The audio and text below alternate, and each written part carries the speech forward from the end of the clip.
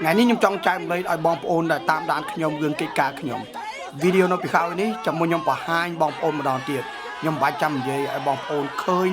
sầm lên video cắt hay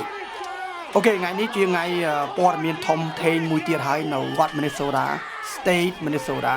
and City នៅ Saint Paul ឥឡូវនេះពួកយើងអត់តន់ដឹង hype Paul រឿងនេះការពិតកើតអីទេមិនដឹងតែតាក់ទងនឹង ICE ប៉ូលីសទៅចាប់ប្រជាពលរដ្ឋអចាប់ណាគេដែលនៅនេះខុសច្បាប់អត់តាក់ទងរឿង warrant មានន័យថា you know យើងធ្វើអីខុស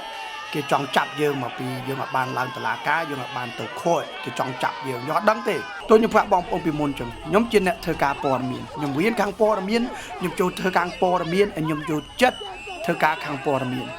នឹងជាអ្វីមួយដែលខ្ញុំចូលចិត្តចែកម្លែកឲ្យបងប្អូន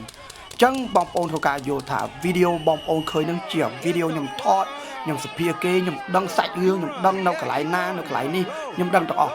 ពីព្រោះខួរក្បាលខ្ញុំឆ្លងកាត់រឿងនេះខាងដងហើយមិនមែនតែម្ដងទេបងប្អូនខ្ញុំថត3ដងហើយបងប្អូនបាតកម្មខ្លាំង3ដងមិនមែនធម្មតាទេវីដេអូពេលបងប្អូនឃើញពីមុនឃើញខៅមែនទេអញ្ចឹងបងប្អូនធ្វើការឃើញទេសភាពយល់ទេសភាពដូចខ្ញុំហើយបងប្អូនធ្វើការដឹងថាហេតុអ្វីខ្ញុំបង្ហាញវីដេអូខ្ញុំហៀទឹកភ្នែកមានទឹកនៅមុខខ្ញុំពីព្រោះខ្ញុំថតព័ត៌មានហ្នឹងប៉ូលីសនៅ Saint Paul គេមានគេហៅ chemical spray អាចលាយ pepper spray មិនដឹងអី chemical នៅក្នុងហ្នឹងគាត់មាន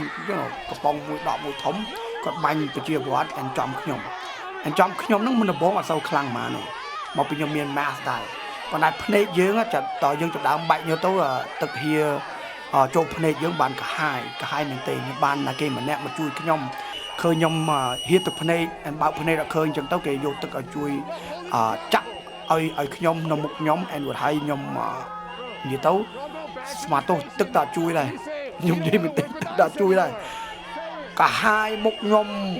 ខ្ញុំដកហើមតែយ៉ាក់បន្តិចតួចប៉ុន្តែខ្លាំងជាងគេភ្នែកខ្ញុំបើកក៏បានតែព័ត៌មាននៅតែកើតឡើងកើតហេតុនៅមុខយើងអញ្ចឹងគេមិនទាន់ឈប់បាតកម្មគេអត់ទាន់ឈប់ប្រឆាំងជាមួយគ្នាគប់ដុំថ្មand police ខាង police មានគេហៅpepper spray chemical spray គ្រប់ម៉ូដបងប្អូនអាចឃើញនៅក្នុងវីដេអូរួចហើយខ្ញុំមកឲ្យធំដកទៅហើមជូតមុខជូតមាត់ it was crazy ប៉ុន្តែដល់ខ្ញុំចប់ហើយបាទខ្ញុំទៅថតទៀតខ្ញុំអត់ខ្លាចខ្ញុំទៅថតរហូតដល់ខ្ញុំដឹងថាប៉ូលីសបានចេញពី CD នឹងហើយអស់កន្លែងនឹងហើយបានខ្ញុំខលផ្លាត់តកែខ្ញុំកើតហេតុកើតអីខ្លះខ្ញុំថតថ្ងៃនេះខ្ញុំហើយបានខ្ញុំមកផ្ទះមនុស្សខ្ញុំខ្លាចជាងគេជាប្រពន្ធខ្ញុំខ្លាចជាងគេពីព្រោះប្រពន្ធខ្ញុំស្រឡាញ់ខ្ញុំគេចង់ឲ្យប្តីគេមានបញ្ហាធ្វើការប៉ុន្តែប្រពន្ធខ្ញុំដឹងហើយថាខ្ញុំចង់ខ្ញុំអត់ខ្លាចទេហើយបងប្អូននៅ Minnesota ដឹងហើយអ្នកតាមដានខ្ញុំនៅ Minnesota ដឹងហើយថាបាតកម្មអ្វីកើតឡើងហើយពេលខ្ញុំធ្វើការពេលគេឲ្យលុយខ្ញុំហ៊ានទៅថតព័ត៌មានតាមប៉ុណ្ណឹងឯងបងប្អូននេះជាកិច្ចការខ្ញុំឥឡូវនេះខ្ញុំអត់ទាន់ចូល40ទេឆ្នាំទៀត40តាមមើលចូលអាយុ50តាមមើលខ្ញុំថយតិចដែរប៉ុន្តែខ្ញុំនៅសល់យ៉ាងហោចណាស់10ឆ្នាំ11ឆ្នាំទៀតដែរខ្ញុំធ្វើការអ្នកព័ត៌មានថតបង្ហាញបងប្អូននៅវត្ត Minnesota